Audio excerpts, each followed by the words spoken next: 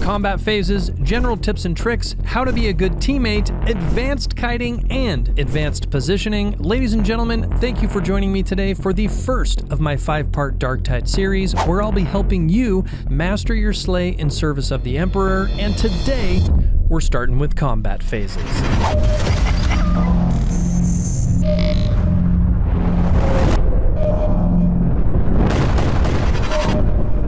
Whether you're new to Darktide in the co-op survival shooter genre, or a long-time player looking to hone your skills, over the course of my 5-part tips and tricks series, I'll be covering everything from broader core gameplay elements to the more advanced techniques, strategies, and interesting mechanics that you may not be aware of. I'm going to focus specifically on things the game doesn't tell you or teach you in detail, but are critical to playing the game well and successfully winning at its highest difficulty. Thanks for joining me. I'm Germ, and I'm really excited to share with you everything I can to help you improve. So let's get right into it, and there are 5 combat phases in Darktide that make up each of its missions. Mission entry, level progression, Hordes and Specials, objectives and boss fights, and finally, mission exit. Each have their own unique aspects that'll require you and your team to behave and react differently depending on which phase you're in. It gets even more interesting because several phases can actually overlap each other, forcing significant difficulty spikes where you'll have to play at your best for long periods of time if you want to survive. By understanding each phase, being able to recognize them in game and play according to what's needed in that moment, and having the skill to adapt when they overlap each other, you'll be one step closer to getting from mission entry to mission exit and dominating while doing so. With that said, let's jump into the first combat phase, mission entry. At the beginning of each level, it is so important you start exactly how you will end the mission, and that's with your team. This point alone is a drum I'm going to constantly beat throughout this video and the following in this series. The game is designed to try and divide and conquer you and your team throughout its missions, and the start of each level is no different. Most missions begin with long corridors that lead to drop downs, where you can immediately get overwhelmed if you or part of your team rushes ahead and drops in alone. Additionally, levels can quickly open up to larger areas with multiple entry points where you can easily get flanked or punished by incoming fire from several different angles. So keep it tight right from the start, drop in together, clear all your angles as a team until it's safe to progress, and push forward slowly. I say slowly because the game will often hit you with a ton of gunners, shooters, and shotgunners in this first phase as well. Sometimes there'll be so many guys that it feels almost impossible to progress forward, but be patient here. Use cover wisely, ping into enemy clusters to highlight any shotgunners or shooters, and most importantly, support your ranged teammates in clearing the way by sticking together. The strongest teams utilize their long and close range players in a way that enables them to be most effective in every phase of combat. The worst thing your tanks can do in this moment is rush in, get downed, and leave your squishy teammates vulnerable in the back line. In this situation, stick together, protect your long-range teammates from incoming threats while they counter the enemy gunners. Even if that means holding behind cover for a few moments and creeping forward strategically as space gets created. Trust me, your opening to push forward will come, and if you play it smart, you'll do so successfully with much more health. Drop together, stay together, go slow, and know your role. Combat phase number 2, level progression. Level progression is a recurring phase in each mission and arguably is the simplest of them all. You'll immediately feel it when it occurs, guys, even if it's only for a brief moment. Basically, anytime there's a lull in combat, you know it's time to push forward, and in these moments where your team gets a moment to breathe, loot for resources, and traverse the level, there's a few key guidelines I like to follow. Number 1, if you're gonna go off to loot, at least try to stay in pairs. The second somebody lags behind or runs off alone, the game will undoubtedly send specials their way to disable them. The worst offenders are the mutants, poxhounds and trappers. All of them are dodgeable and killable, but if one does happen to get you and you're alone, they can do considerable damage, especially if there's adds nearby that can attack you while you're down. And when you're downed by these specials in particular, there's nothing you can do until a teammate gets over to help you, so use the buddy system here. Keep your looting quick and start working back toward your team as quickly as possible. The second guideline I always like to follow here is pay attention for excellent choke points, obstacles, and barrels you can retreat to as you're pushing forward. A horde or a boss fight, or even just an overwhelming group of bulwarks, crushers, and ragers can quickly become a problem if you get caught in a bad position. But if you know where you can retreat to that'll give you the advantage, you can easily tip the odds back in your favor. Last thing during level progression I want to suggest is do your best to learn the maps during this phase, guys. Each level can have different objectives with varying modifiers, some that lower your visibility or turn the lights off altogether, and going into each level with at least a vague idea of where the good holdout spots are, where the toughest areas will be, and what routes are the easiest to take can be a game changer if you know where you're going next. Combat phase number 3, Hordes and Specials.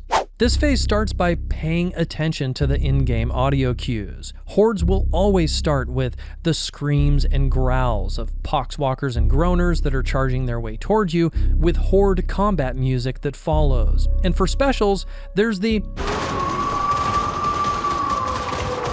howl of the poxhounds, the ticking of the flamers, and the aggressive grunting of mutants, and so on. To add on to that, your character and your teammates' characters will sometimes give you audio cues to let you know if something dangerous is close by or if a high damage dealer has spawned. So the first order of business here is to listen closely for these audio cues so you know what's heading your way and how to respond. Special note here as well, if you hear this sound, that means there's an enemy behind you that's about to hit you. So listen closely while you're in combat for this audio cue, because that's your moment to block or dodge at the last second before you get hit. Okay, let's focus on hordes for a moment. If a horde spawns, the first thing you want to do is tighten up with your team, or at least another teammate. This has gotta be priority 1 if you're not already grouped up as well. Stop looting, don't continue heading in the opposite direction, and if you're already engaged, start carefully making your way back to your team as you continue to fight. Even if you can only close the distance a little bit, it's always worth the effort to reduce that gap as long as you're not putting yourself in a worse situation. The last thing you want is to go down when you're alone and force your whole team to try and make their way over to you during a horde, which can easily get them split up and overwhelmed as well. Remember, the game wants to separate your team, so when you hear that horde audio cue pop, regroup as a complete unit. The other critical strat here, whether you're alone or grouped up, is fighting in a location that works in your favor. Your best bet is to find a choke point that restricts how many enemies can attack and try and surround you. You also want that choke point to have some space on your side of it that'll allow you to dodge dance around if any enemies happen to break through. To top that off, having at least one good exit point to retreat and kite to in case you start getting overwhelmed is always preferred. I do deep dives into kiting and positioning in later videos in this series, but for now, stick to the basics. It's always better to fight a horde with your team, and fighting in locations that benefit you is always better than being in a bad spot that allows them to separate, surround, and overwhelm you. Let's talk about special enemies next, and I want to briefly touch on some of the best practices when dealing with them, and I'm going to include elites into this portion as well. The first thing I strongly suggest here is to always ping any that you see, guys. They can all quickly do significant damage to your team, and making sure everyone knows where they all are, whether you're pushing forward, fighting a horde, or in a boss fight, helps the entire team by empowering each player with the info needed to make the best decisions possible. And lastly, although it's everyone's job to take the least amount of damage possible while outputting the highest amount possible, that doesn't mean the whole team should always focus on killing special enemies. In fact, this can actually hurt the team more if you're already fighting a horde or in a boss fight. This isn't a black and white rule, of course. If you're playing a tank and have the opportunity to easily kill or stagger or ping a special that shows up, absolutely do so. However, tanks should largely be holding the front line, taking care of ads, staggering enemies, and kiting, while ranged teammates focus their efforts on killing the specials and ranged enemies from the back line. So, keep your ears open for those audio cues, group up around choke points during hordes, always ping special enemies and elites, and prioritize your slay around your team composition. Combat phase number 4, objectives and boss fights. Remember what I said about phases overlapping? Well, this is absolutely one that consistently occurs during other phases. Firstly, because objective points and assassination missions always gate level progression when hordes and specials can constantly spawn, and boss fights can randomly occur throughout any mission where you'll have to face either the Plague Ogren, the Beast of Nurgle, or a demon host. And the really important part about this phase is, for a large portion of it, at least one of your team members will be taken out of the fight. Almost every objective requires at least one teammate to be collecting and carrying items, planting data or scanning objects, or kiting the boss around while the rest of the team deals damage to it and fends against any incoming horde or specials. These moments can feel like the most chaotic in the game simply because teammates have to really trust that everyone else is doing their part. Everyone's head has to be on a swivel, making sure your teammate working the objective or kiting the boss is safe. All your combat skills, enemy awareness, and team cooperation has to be in full effect in these moments if you're gonna survive and fight on. During objectives, that's usually around whoever is working the objective, and if it's a boss, get your team to pull back to a space where you can kite it around easily, leaving enough room for the rest of the team to rotate around and unload on it. And if the boss aggroes on you, focus purely on kiting it as long as possible until you and your team put it down. We have finally reached the last combat phase of Darktide's missions, Mission Exit.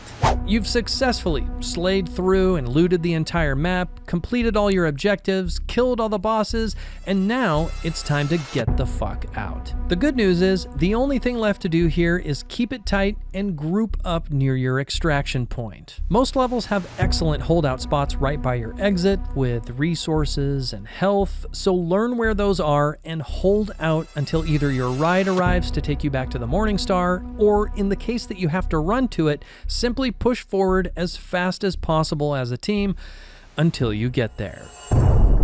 Now that you know the 5 mission phases in Darktide, be sure to watch part 2 next, where I'll cover all the best general tips and tricks I have to share. There will be a link at the end of this video to part 2 of my 5-part series. Thank you for joining me today. If you enjoyed the video and found it helpful, give me a like below. Hit that subscribe and bell button if you're new to the channel and a fan of Darktide, and I will see you on the next Skirm's Garage. Peace.